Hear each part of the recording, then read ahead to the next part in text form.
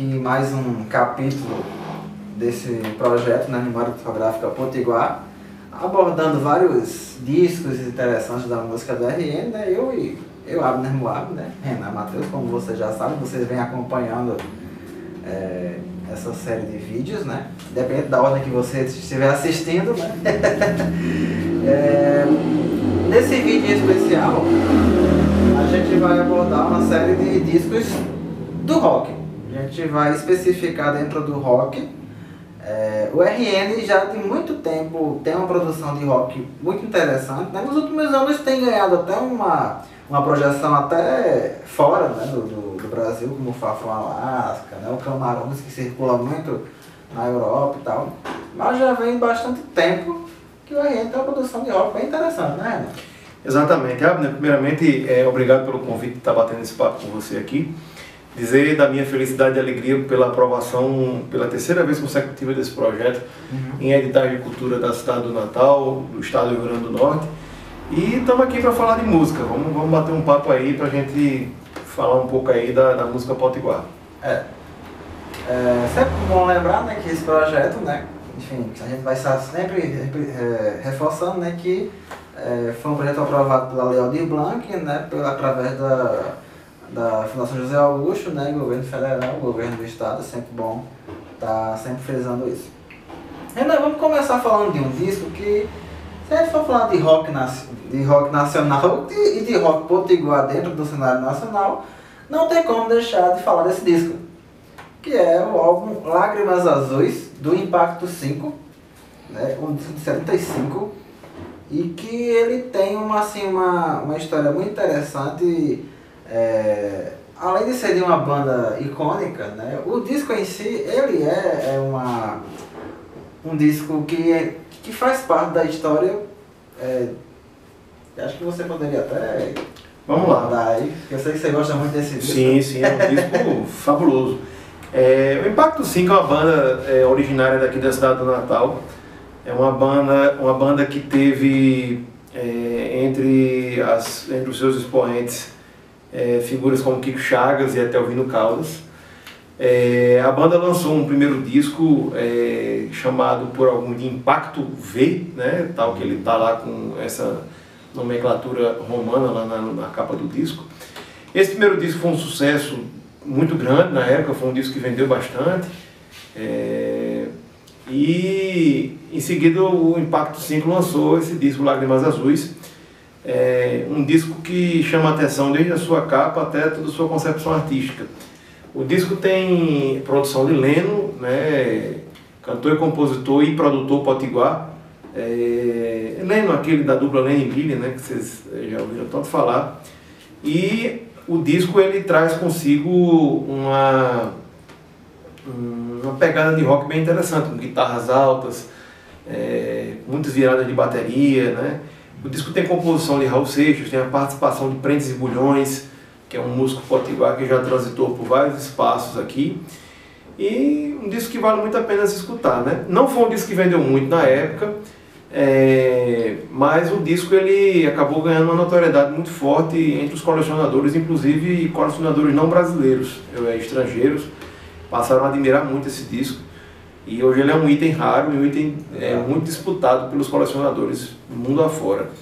Como é um disco que vendeu pouco, né, então ele acabou sendo raro, e hoje ele aparece em listas, né? Não é não, Pipi? Pipi aqui faz uma participação especial. Pega ela aqui, né, para o pessoal ver. Pipi. Pietra, gente. Tá aqui com a gente. Esse disco ele aparece sempre em listas, né, entre os 10 mais cobiçados do rock nacional e tal. E é um disco que tem uma dose de psicodelia, né? Tem músicas como Mãos de Seda Coração de Ferro, que é uma das mais, assim, que a galera gosta muito, né? Volta e meia a galera canta ela pelos bares aqui, alternativos de Natal, né? E mais uma série de músicas, né? Eu particularmente tenho uma que eu gosto muito, chamada Carmen Carmen, que é uma baladinha romântica, do Leno, inclusive. Mas todo disco vale muito a pena. Dá pra encontrar assim no YouTube pra ouvir e tal, né? Porque é um item raro de se encontrar. Mas vale muito a pena, é um disco muito bom. Uma curiosidade final sobre esse disco aí é que o termo Lágrimas Azuis surgiu a partir de uma história em que um dos músicos do Impacto Sim estava na gravadora e ele havia chorado por algum motivo e caiu uma lágrima sobre um vidro. Eles gravaram um tema instrumental e não tinha nome ainda, e quando eles foram ouvir a gravação, né, um dos músicos se emocionou e caiu na mesa, sim, né? sim. E quando a luz bateu, criou a lágrima azul, né? Que aí acabou dando o nome da música instrumental, que consequentemente deu o nome ao disco Lágrimas Azuis, né? Muito legal. Ouçam o Impacto Sim, que vocês vão gostar. Exato. A gente falou em Lennon, a gente acaba tendo que falar também de outro disco, que é outra obra-prima do rock potiguar, também dos anos 70, que é o disco Vida e Obra de Johnny McCartney. É um disco de 71, que não é de 71, mas ele só foi lançado de fato já recente, porque houve uma coisa que o impediu de ser lançado no ano que ele foi produzido, né? Exato. O disco Vida e Obra de Johnny McCartney de Lennon, ou Leno Azevedo, hoje Lennon, né? A questão do nome aí varia muito porque às vezes você usava um nome como nome artístico e outro nome para você assinar suas composições, né? Mas esse disco de Lennon é um disco interessantíssimo, um disco de rock, um disco muito bom de rock nacional, um disco que tem participações interessantíssimas, né, como as figuras de Marcos do Valle, Raul Seixas, nosso querido Raulzito, participa na concepção artística do disco. Muitos dizem que é produtor, mas na verdade, como o próprio Lennon coloca na capa, né, foi um grande influenciador para o disco, digamos assim. O disco teve nas baterias a figura do Gustavo Streeter, da Cor do Som, que na época era da banda A Bolha. Gravem esse nome aí, da Cor do Som, que volta e meia vocês vão escutar falando esse nome aí, da banda mais potiguar, não potiguar de todos os tempos. Ao longo de toda essa série a gente sempre vai falar da Cor do Som, em algum momento a gente vai acabar sendo nossa banda. Exatamente. E aí, esse disco ele tem uma característica peculiar, que até agora, segundo nossas pesquisas, talvez tenha sido o único disco da música potiguar que foi censurado pela ditadura militar. O motivo da censura do disco foi uma coisa até banal, digamos assim, uma música que satirizava o imposto de renda, né? A canção Imposto de Renda. A música satiriza toda essa coisa do imposto de renda. E aí os censores da ditadura militar acharam por bem censurar o disco, que só veio a ser lançado tempos depois, né? Na época chegou a sair como compacto, mas o disco completo só veio sair agora recente. E é um disco também que tem uma capa bem bacana, que a capa ela remete justamente a uma obra, né? O Lennon pensou aquela capa em cima, fez aquele cenário ali na frente da gravadora, estava dentro de uma construção, e aí ele pensou numa coisa ali como se fosse uma gravadora mesmo de fato, e montou aquele material bacana que todos vocês conhecem. E quem não conhece pode conhecer, que o disco está disponível na internet. E para venda também não é um disco tão difícil de se achar, não. E é um disco que ele marca muito uma mudança musical do Lennon, porque até então ele vinha com aquela pegada da Jovem Guarda, né? Mesmo já sem a Lídia, mas os primeiros discos de solo do Lennon é a mesma levada da Jovem Guarda. E nesse já é um disco assim, rock and roll cru mesmo, assim, mais pesado e tudo mais. E assim, quem gosta mesmo desse som bem rock and roll mais raiz, assim, com guitarra mais suja mesmo, é um disco que vale muito a pena. Assim, dá pra, como o Renan falou, é um disco bem mais fácil de encontrar por aí pra dar uma sacada. Renan, a gente vai agora mudar, ir para os anos 80 e falar de uma outra banda que é muito icônica da música do RN, né, do rock. Eu pelo menos assim já volta e meia a galera fala, né, dessa banda, que é o Canto Carisma, né? O Canto Carisma que lançou um disco em 88 e é muito cultuado, né, até hoje. O Canto Carisma é um grupo interessantíssimo da música potiguar, um grupo que reúne uma nata que fazia muito sucesso ali naquela época. Entre eles o Roberto Taufik participa do disco. É um É um disco de uma capa muito criativa, uma capa com uma foto deles em preto e branco, a logo assim, a banda cria um logo, né, um logo do Candicalismo. É um disco que eu classificaria como um disco de pop rock, um disco que tem uma sonoridade ali pouco próxima do que seria o Panó, o U2, essas bandas da época. É um pop rock com umas pitadazinhas até progressivas já, né? Embora já seja dos anos 80, mas aquele progressivo bem roupa nova, né? Tem essas influências e tal, né? É uma banda que ela até poderia ter feito parte daquela geração bear rock, né? Que fez nos anos 80. E chegou a ser procurada por uma grande gravadora. Só que a gravadora disse que eles teriam que dizer que eram de Brasília ou do Rio de Janeiro. Porque segundo eles só faria sucesso se dissesse que era do Rio de Brasília. E eles disseram obviamente que não. Então, ponto pra banda. Ponto pra banda, né? Mas ficou o disco, um disco que até hoje é muito cultuado, né? Há uns anos atrás, os integrantes se reuniram novamente, mais de 20 anos depois, fizeram um show especial no Teatro Alberto Maranhão, onde eles reviveram, né, trouxeram um show todo esse repertório, né, de músicas que se tornaram até clássicos assim, do público que acompanhava a banda, como Telebaby, Pichote também, uma das músicas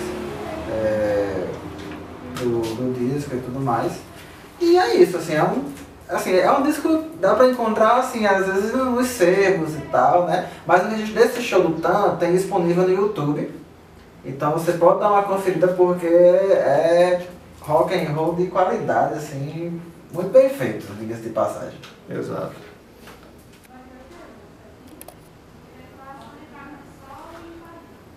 A próxima banda, né, e o próximo disco que nós vamos falar é de uma banda que ela é contemporânea do Candicalismo, né?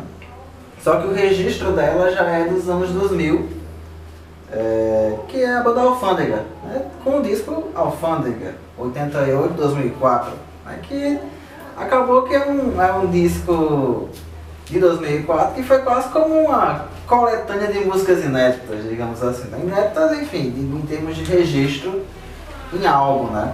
Mas que, para quem acompanhou essa Natal dos anos 90, né, já conhecia porque havia todo um circuito de casas, né, que eram muito receptivos às bandas de rock, né, do Natal. Exato, né? Na Natal dos anos 90, né, era uma Natal que ela era muito mais contemplada com espaços públicos e alguns espaços privados de muita circulação pública e de muita convergência. Eu sempre gosto de citar que na Natal dos anos 90 você tinha um circuito de bares bem movimentados na cidade, você tinha os clubes da cidade, o América, o Atlântico, a ABB e a Acen, além do Albatroz, com vários shows rolando, inclusive o Pacto 5 aqui que a gente citou, tocava em todos esses espaços. A Alfândega ela me lembra muito show na Ribeira, né? A Alfândega tocou em alguns espetáculos na Ribeira e é uma banda bem interessante. Nos tempos do Blackout. Nos tempos do Blackout. Né? Que virou vinheta de rádio isso, né? Isso. Virou uma festa, teve uma festa nos tempos do Blackout. Exato. É uma banda que até recentemente, acho que em 2018, eles fizeram um show especial na Cientec, a banda tava para lançar um material novo e tudo mais, né? Mas assim, esse disco do Alfândega, que tem uma pegada, digamos assim, um pop rock, que me lembra até um pouco essas bandas, a gente falou de Brasília, né? Que lembra um pouco Legião, Capital Inicial, nessa pegada e tudo mais. Tiveram algumas músicas que o público já conhece, né? Que acompanhava como Flor Bela, Homens Maus, Babel, assim, são músicas que são bem estão entre as preferidas do público. Então, assim, eu recomendo muito conhecer esse disco da Alfândega. Enfim, né? Mais um documento interessante de rock potiguar.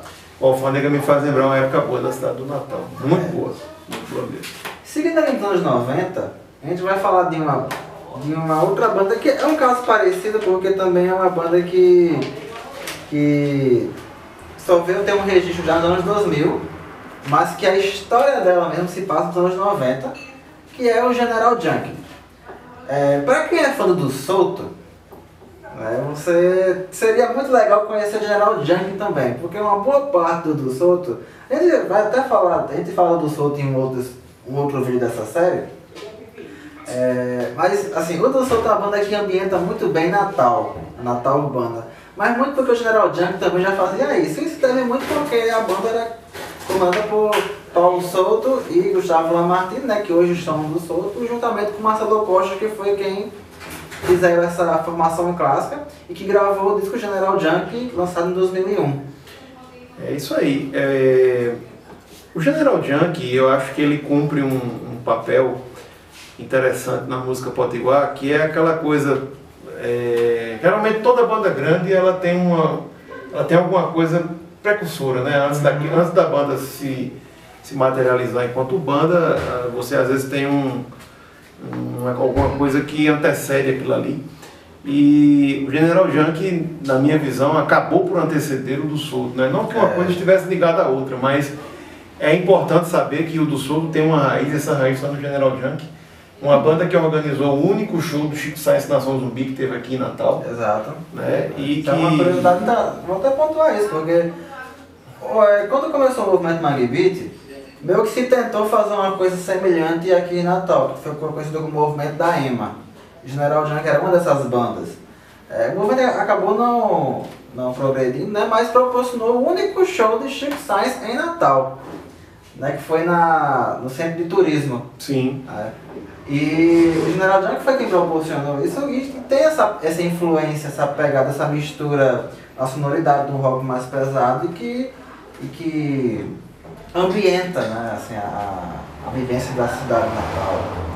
É coisa que o do Souto faz de uma maneira parecida, né? Porque o do Souto, se você analisar, ele já misturou samba, forró, baião, né? Tal. Nessa proposta, e é uma coisa meio crônica, né? E aí, no disco do General Junkie, né, você vai ter como típico local, né? Brinquedo do Cão, que é uma referência a um bandido que Natal tinha nos anos 70, né?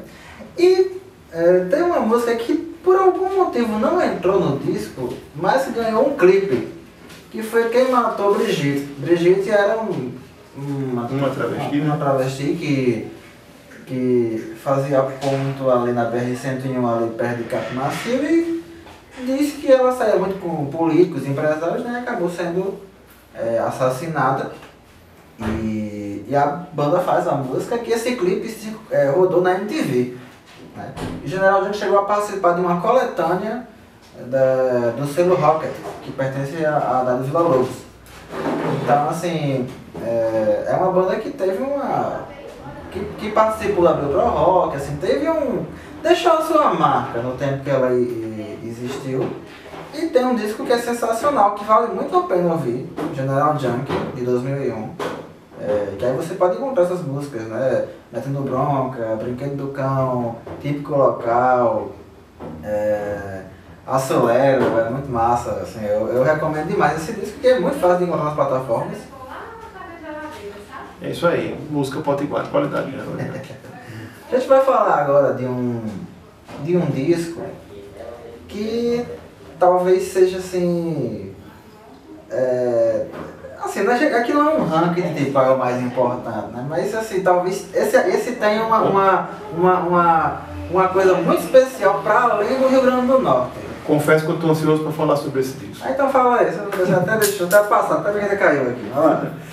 Bem, gente, o disco que a gente vai falar agora é o disco Whiplash Attack Volume 1, disco no formato de coletânea, um disco de heavy metal, um disco de metal, um disco de rock, um disco que, até para fazer a pesquisa desse disco, gerou emoção em nós que estamos aqui falando, né?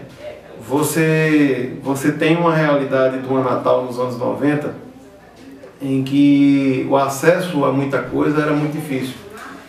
E Natal, na época, tinha uma loja, que essa loja existiu até pouco tempo, uma loja chamada Whiplash, uma loja que se localiza ali na Avenida Salgado Filho, nas proximidades da Fierne. A Whiplash, o lugar que funcionou durante muito tempo, a Whiplash hoje é uma loja de discos também, chamada Zeppelin, né? E a loja Whiplash, ela pertenceu a duas figuras conhecidas da cidade do Natal. Uma que ainda hoje é muito famosa, que é a figura do Reginaldo Hendrix, que é dono da Sunrise Rock Story, a maior loja de vinil da cidade do Natal. E a outra figura é a figura do Luciano, né? Luciano, ele foi dono da Whiplash junto com o Reginaldo, e Luciano infelizmente não está mais aqui, né? E esse disco ele consiste na reunião de 4 bandas da cidade do Natal, que juntaram todos os seus recursos, venderam seus discos, sacaram suas poupanças, fizeram tudo que estava no seu alcance para tentar gravar e concretizar um LP de metal, né? Essas bandas são a Crosskill, o Deadly Fate, o Hammer-On e o Auschwitz, né? Dessas bandas, talvez o Deadly Fate e o Crosskill sejam as bandas que despontaram dali em diante. O Deadly Fate ainda costuma gravar alguns discos, recentemente lançou um. O Crosskill, na época, depois desse disco aí, chegou a gravar um vinil, né? Coisa rara aqui em Natal, tipo, já esse LP do Crosskill já foi uma coisa pós esse disco do Whiplash, que o Crosskill começou a chamar a atenção, e aí um produtor de fora produziu o disco e tal. E o disco, assim, foi uma coisa louca, né? Foi uma coisa, tipo, jovens natalenses com muito sonho resolveram empenhar seus recursos para gravar um disco. E aí esse disco, ele demarcou a entrada do Natal no cenário heavy metal nacional. Muito se discute se esse disco é o primeiro disco do Nordeste de metal, né? Há quem diga que há uma banda no Piauí que tem um disco anterior a esse, mas muitos acreditam que esse seja o primeiro.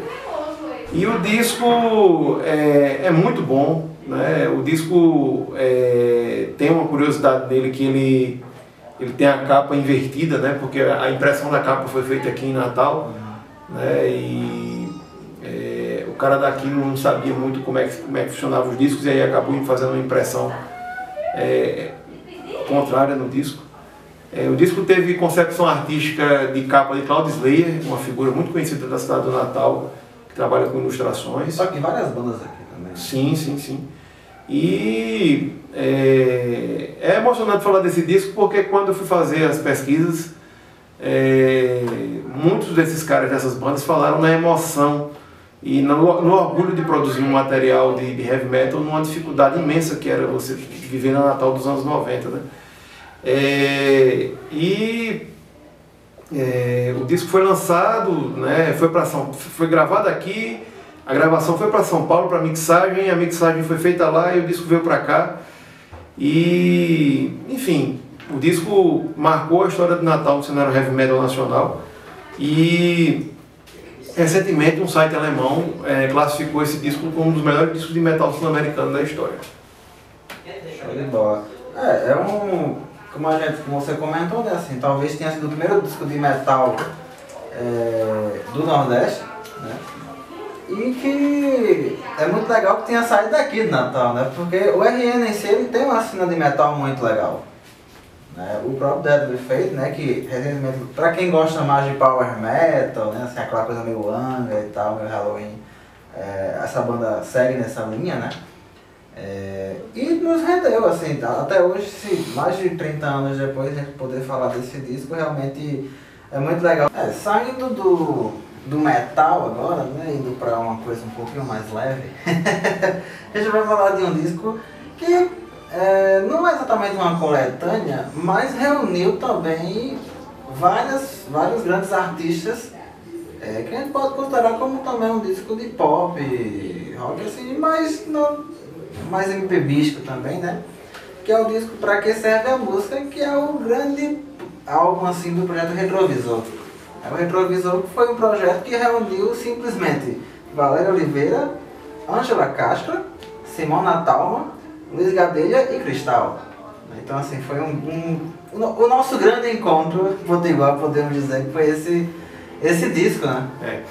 Esse projeto Retrovisor, ele foi um projeto bem interessante, assim, na época. aquela cena ali dos anos 2000, né, da primeira década dos anos 2000, Natal ainda tinha muito forte alguns projetos culturais, né? Projetos como o Projeto 6 e Meia, o Projeto Domingo na Praça, que era feito pela TV Cabugi, o Domingo no Parque do Sesc, né, tal, que o Sesc organizava umas atividades ali na Cidade da Criança, né?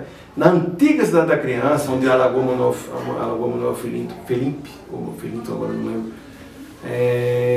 aquela lagoa tinha enfim, era muito bacana, estava muito cheia, havia um anfiteatro ali no espaço na Cidade da Criança, e esse anfiteatro ele era de um tamanho significativo, de maneira que ele enchia bem, assim, né, tal. Tinha um palco bem grande, assim, uma concha acústica. Exatamente, né? Fora que nos anos 2000 foi quando começou também o Alto Natal, né? Que é esse grande festival que Natal organiza ano a ano, de shows nacionais e locais também, diga-se de passagem. O Alto Natal tem muitos shows locais, shows muito bons, inclusive, diga-se de passagem. Eu vi o Retrovisor tocar em algumas oportunidades. Uma dessas foi num show da Cidade da Criança. Salvo engano, foi abrindo para um show do Chico César. O Chico César tocou em algumas oportunidades nessa época aí. Isso eu falo de 2004, 2005, né, essa época do ano. Até 2007, eu lembro que 2007 talvez tenha sido o último ano que eu vi um show desses editais do Sesc com o Chico César, tocando o disco de uns tempos para cá, aqui em Natal. E, enfim, e aí o Retrovisor tocava nesse espaço. O espaço do Praia Shopping também, né, que tinha o Praia Musical na época, é um espaço que recebia esses artistas que você citou aí, essas artistas, né, tal. E o Retrovisor acho que marcou uma época aqui em Natal, e só pelo encontro já rende uma história muito boa. E é muito legal porque assim, meio que, embora o Valério Oliveira já tinha lançado discos e tudo mais, né, mas eu meio que catapulta mesmo assim a carreira de todos os 5, né? Porque Ângela Castro vai vir forte com Rosa de Pedra, né? Já existia, mas vai lançar o primeiro disco. Tanto o Sino Natal como o Mesgadeira vão ter suas carreiras só, né? Cristal, nesse mesmo ano, vai lançar Coisa de Pretendo, que a gente fala em outro vídeo dessa série, né? Aliás, não, a gente não fala desse vai ficar com a próxima, agora que eu lembrei. A gente fala de outro disco de Cristal. Dois tempos, né? Exato. Já dá spoiler aí, tá, gente? E caso você já tenha visto o vídeo, né? Você já sabe qual é que a gente tá falando. Sim. E assim, a Cristal vai ter a sua carreira, Valério Oliveira realmente vai se consolidar de vez, né? Então assim, é um projeto que, pelo encontro e por ter de fato colocado o nome dessas figuras de fato na cena, né? Que já rende muito. E é um álbum assim que ela é meio, assim, não é tão fácil de se ver, embora se tenha por aí, né? Dá pra ouvir no YouTube. Dá pra ouvir no YouTube esse álbum que é bem bacana. Fica a dica aqui para os artistas desse projeto aí, a Simona, a Valéria, o Gadelha, a Cristal, que se um dia puderem reunir novamente, seria uma coisa muito boa. Tava reunindo, né? Tava agora em 2020 e até saiu um single novo aí. Porque é uma coisa assim que marcou muito a minha adolescência. Assim, foi a época que eu comecei a frequentar shows aqui sozinho em Natal, de sair da Zona Norte e voltar no último ônibus, pegar o ônibus no balde, né? Todo mundo descia pro balde. Assim, quando o show era na Cidade da Criança, todo mundo descia pro balde para pegar o ônibus lá. Na Ribeira, não precisa nem dizer que a gente ia todo mundo pro caldo de cana, ali da rodoviária velha, né? Tempos assim que assim, hoje eu vejo a Ribeira numa situação deplorável e eu sinto uma saudade grande daquele caldo de cana da Ribeira. Muito, muito grande mesmo. Falando já esse clima de Ribeira, a gente vai falar de outro disco assim, de uma outra banda que também assim, falou em Ribeira nos anos 2000, não tem como não lembrar do Jane Fonda. Com certeza. Jane Fonda com um disco que eu acho um nome tanto em quanto interessante, né? Esses Dias Não Irão para a História. O disco de inéditas e de estúdio do Jane Fonda, né? Tem um disco ao vivo também. Mas esse disco é o grande, assim, onde reúne as músicas que tocaram muito na Rádio Tropical. Exato, o Jane Fonda tocou em vários festivais aqui da cidade, né, tal, assim, E fora. E fora daqui também. Ceará Music. Com certeza. No Mada, né, tal, tocou, né, assim, o Mada é um grande festival de música e, enfim, saudade do Mada também, né, que ninguém sabe quando é que volta aí com esse cenário de pandemia. O fato é que o Jânio Fonda fez a cabeça de muita gente na Ribeira, né, assim, falar do Jânio Fonda pra mim é lembrar daquela calçada ali, na frente ali dos bares da Ribeira, ali no Largo da Rua Chile, naquele espaço daquela calçadinha, né? Daqueles degraus ali e tal, e que aqueles degraus ali, eles foram sofá de muita gente quando terminavam os shows ali na Ribeira. A gente sentava ali e tal para conversar, trocar uma ideia, esperar um táxi ou esperar os shows acabarem para todo mundo descer para a parada da Ribeira e seguir para as suas casas, enfim, pegar o bom e velho Corujão de Guerra que salvava a vida de todo mundo, né? E, enfim, hoje os tempos são outros, né? Você tem Uber, você tem aplicativos aí e tal, mas a época de se curtir um show aqui em Natal era uma coisa louca assim ainda, um negócio bem bacana e legal lembrar do Jânio Fonda. O disco do Jânio Fonda, né, que tem várias músicas assim, como Granizo, que foi um clipe que veiculou, se não me engano, veiculou na MTV também, né. O Jânio Fonda sempre foi uma banda que eu sempre achei que merecia ter tido um destaque maior nacionalmente, sabe. É uma banda que até hoje, quando se fala, todo mundo que viveu essa época lembra com esse saudosismo legal, sim. Desses bons tempos, porque realmente a Ribeira dos anos 2000 e o Jânio Fonda meio que se misturam, uma história com a outra.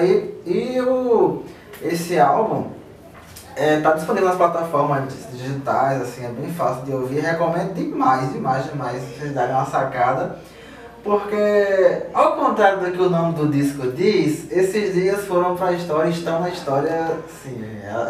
Foi uma ironia que eles colocaram com certeza, mas realmente tá na história. O Jânio Fonda está na história, né? Esses dias atuais que a gente está vivendo com essa conjuntura maluca, é que eu acho que eles não vão ficar pra história de uma maneira... Vão ficar na história, mas não de uma maneira tão positiva como se espera que fique. Exato, né? Ainda nesse clima bem... A gente tá bem saudosista aqui essa parte final, principalmente. Com certeza, com certeza. Vou falar de um grupo que talvez algumas pessoas vão lembrar e outros talvez não vão lembrar tanto, que foi do Tricó. O Tricó, que foi um trio formado por Léo Ventura, a Daniela Abreu e a Camila Mazezo. Porque quem já conheceu a Camila Mazezo cantando nessa carreira mais de MPB e tal, pouco lembra que ela começou cantando na banda de pop rock, né? E que lançou um disco chamado Tricó, né? Lançado em 2009. E o Léo Ventura, que fez parte do trio, ele também foi do Jânio Fonda, né? E o Tricó era uma banda assim, bem mais pop rock mesmo, né? Tinha aquela coisa das duas vocalistas e tudo mais. E que também marcou muito essa virada da década pra quem frequentava esses espaços. Tocou no Mada, inclusive. No Mada, gravou mesmo DVD no Mada. Né? E teve um outro grande festival também que ela participou. Você lembra agora qual foi? Não. Teve um outro grande festival que ela participou. Foi uma banda, inclusive, que teve um alcance nacional, eu diria. Assim, teve uma participação no programa do Jô Soares. Soares, né, tal, enfim. É bem legal essa história, porque as duas estavam viajando de férias, a Daniela e a Camila, e aí elas foram assistir a gravação do Jô na plateia. E nessa ida, né, aquela velha coisa de fazer o contato, né? E passar, tem uma banda e tal, e na época tinha um espaço do Jô Soares de levar bandas não tão conhecidas do grande público, né? E aí esse que o Tricó foi e tocou no Jô Soares, né? Dá pra encontrar esse registro na internet, inclusive, né? O Sedoc da Rede Globo deve ter. E aí tiveram, assim, músicas como Quase Sempre Perto e Poente, assim, foram, digamos, os dois grandes hits que a banda emplacou e tudo mais. O disco ele é meio raro de achar também por aí, assim, não tá na plataforma, mas dá pra encontrar no YouTube. Então, assim, é bem legal conhecer esse... Vocês vão poder ver a Camila Mazezo cantando pop rock, por exemplo, né? Ela é muito boa no reggae, né? Por exemplo, tem uma gravação dela que ela canta aquela música do Pedro Mendes, do Pensamento, né? E aquela música tem uma Fera Nova, né? Exatamente. E ela canta muito bem reggae, é uma cantora fabulosa e o Tricó marcou época aqui na cidade. Me lembro que Eu estava prestes a entrar na UFRN na época quando essa banda eclodiu e em 2009 ainda se escutava muito Tricó. Foi o ano que saiu o disco. Nos corredores da UFRN. Não, a gente tá indo agora para o último disco dessa lista, né, assim, dessa seleção que a gente fez de discos de rock, que é um disco assim, o mais recente da lista, né, e que se completa 10 anos de lançamento, e que ele meio que inaugura uma década que foi muito legal para a música da RN. Essa última década foi muito legal mesmo.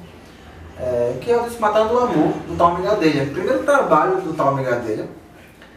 Você falou do show que você foi de retrovisor, foi um show histórico, né?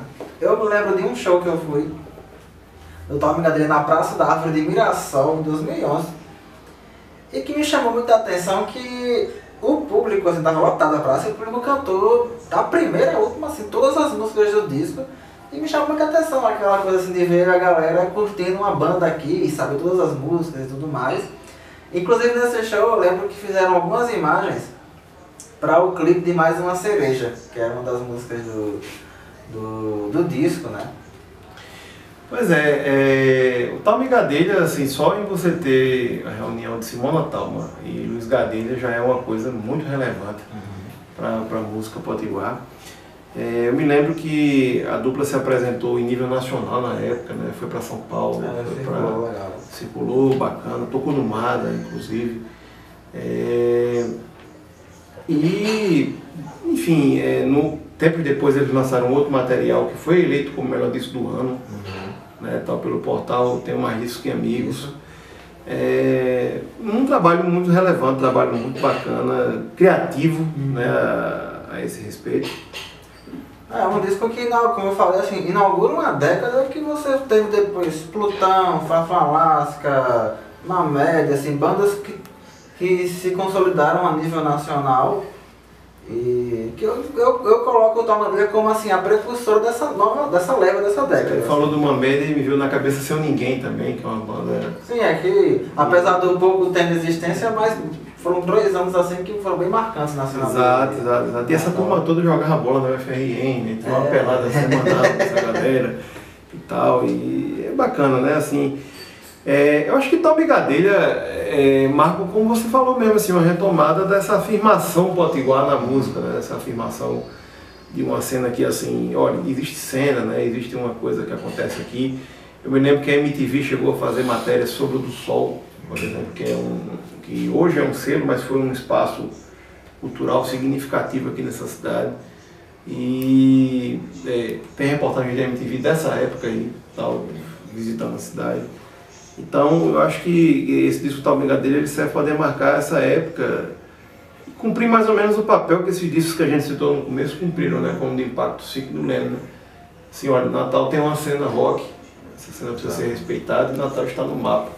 Assim como Caicó está no mapa do Brasil de Severino Ramos, né?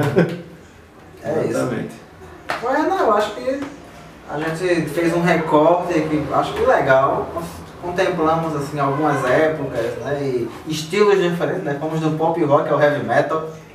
Espero que vocês tenham curtido, né.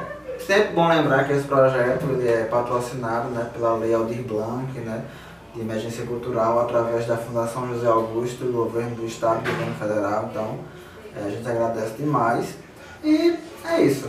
Obrigado, Abner, obrigado à Fundação, obrigado a vocês que estão vendo esse vídeo aí e curtam música potiguar. É isso aí.